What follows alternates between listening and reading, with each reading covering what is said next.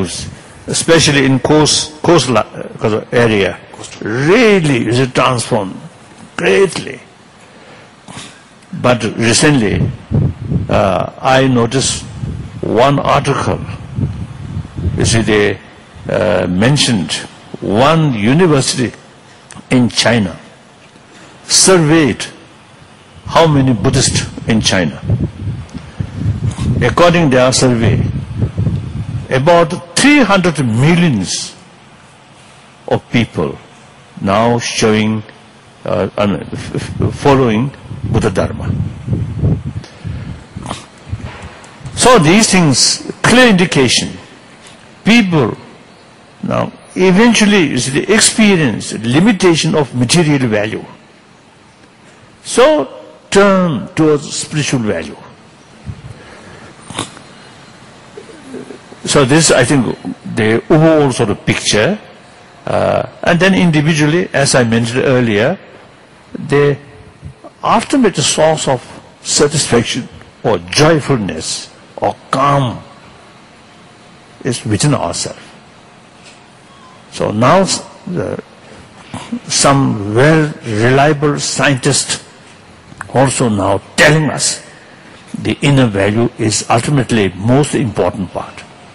So many people, many philosophers, many thinkers feel or realize now under the sort of material, beautiful material development, underneath some kind of moral crisis is happening. So therefore, once we realize the deeper value, that's the only way to turn the world becoming more calm, more compassionate world. So I usually describe the 20th century becomes century of bloodshed, century of violence. Now this century, 21st century, should be century of dialogue. That means problem there, remain there. So long we human being with smart brain, some kind of different opinion, some kind of different interest always there. So these are the potentially cause of problem. So when we face these things, instead of solving through using force, not that kind of response, but how to solve these differences through dialogue. So we must develop the willpower whenever we face some problem. How to solve this through dialogue. Dialogue means sort of, I think both sides win. As our Tibetan sort of, our effort to solving Tibetan problem, dialogue means, you see, not one side winner, one side loser, not that way, but both sides win. So that's the only way. That's the only practical, realistic method. How can solve problems through force? That's outdated. You see, the concept of war is outdated. I'm always telling people, now this century should be century of dialogue, century of peaceful, and eventually our whole global level, we should think, we should make effort, you should educate people. Our ultimate aim should be the demilitarized world. That's our should be our long-term aim. So like that. So they're thinking these lines with such sort of vision and make effort on individual level, then family level, then community level, then national level or international level. I think that's the way. Change on this planet. Initiative must come through individual, not from government, not from the United Nations, but we individual must start some effort. Firstly, peace, inner peace, develop within ourselves, individual. Then our family, then our community. Once one family, whenever they face some problems, not forcing each other, but dialogue, try to solve through non-violent way. Then 10 families, 100 families, 1,000 families, we can extend like that. So I think a Mexican friend, one time they told me they are trying to some kind of zone of peace within their own sort of community. Firstly, you see, 10 family, then 100 family. Within that sort of area, if some conflict about to come, immediately try to solve through non-violent way. So they call zone of peace, their own sort of limited area. So these are really, I think, the practical sort of contribution to create. Through prayer, peace. Recently I was in Hiroshima. Some Nobel laureates there, and actually they make voice the free nuclear weapon world like that. So the last day we have some sort of more formal or ceremonial way. Many Japanese there, and Nobel laureates, and some different from big companies, and the local sort of mayors and these things, these people there. Then the other Nobel laureate also spoke. The action is important. Then my turn.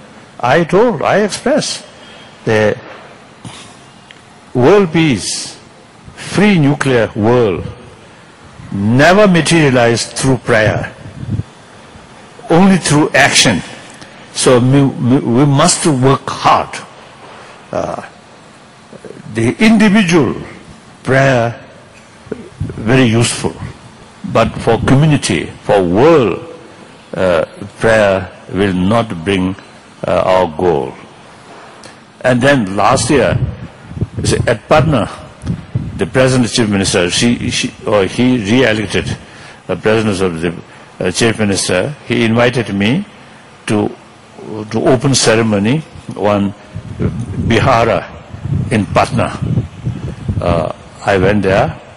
Then he at the function he mentioned, due to Buddha's blessing, Bihar state rapidly progressed.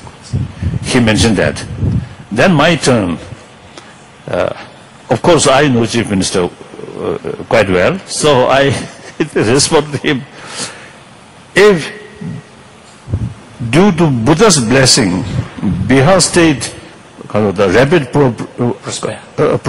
prosperity, then Bihar state much earlier must progress, must develop, because Buddha's blessing always there.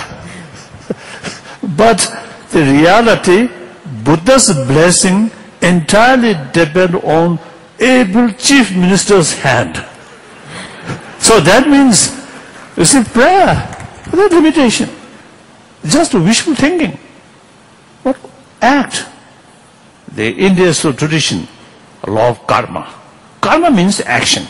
So everything, you see, due to karma, due to its own causes, conditions. So among the cause, karma, action. So the action is really very, very important. Sometimes we religious people also talk too much, a little action. This morning, I visited Gaza, St. Joseph College. I really praised the Christian brothers sisters really made the greatest contribution regarding education on this whole world. Buddhist monk, very little. Recently, the Ramakrishna mission now really making effort for education. Otherwise, it's very, very few. Only Christian people, Christian brothers sisters, really made tremendous sort of contribution regarding education and health. So many years ago, I think in 40 years ago, one time group of the senior monk, Tibetan monk, I suggested, look, Christian brothers sisters, it's really dedicated well-being of public, their education, and mainly in the field of education and health. We Buddhist monks, nuns, now must follow our Christian brothers sisters sort of pattern. 40 years ago, like that. So,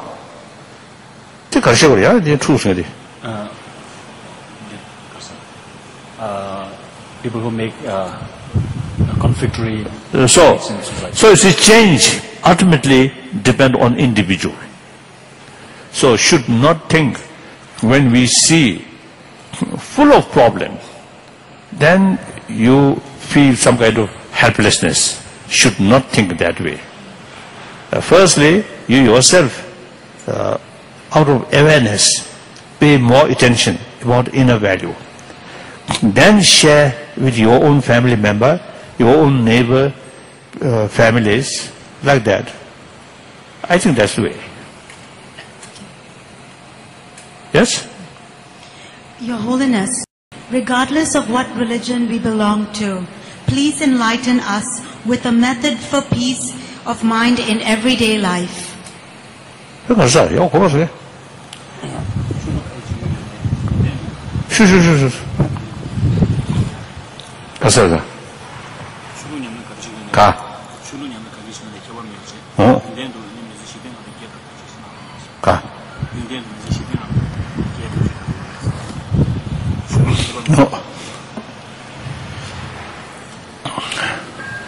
All major religious traditions, same potential, utilize different method or different way of approach.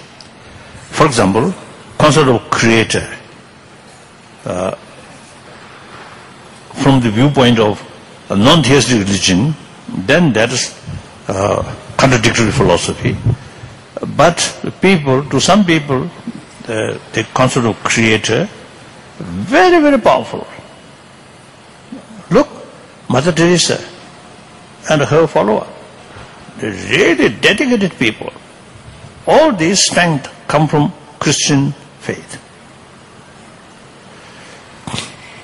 And as I mentioned earlier, I have a lot of sort of Christian friends who really practice very sincerely about love, compassion, out of their tremendous faith to God. And also among the Muslim also. So now, I want to share with you, on many occasions I was telling, the concept of one truth, one religion, and the concept of several truth and several religion. These two things apparently contradiction. But, you see, in the terms of the society, plural, then concept of one truth, one religion is not relevant.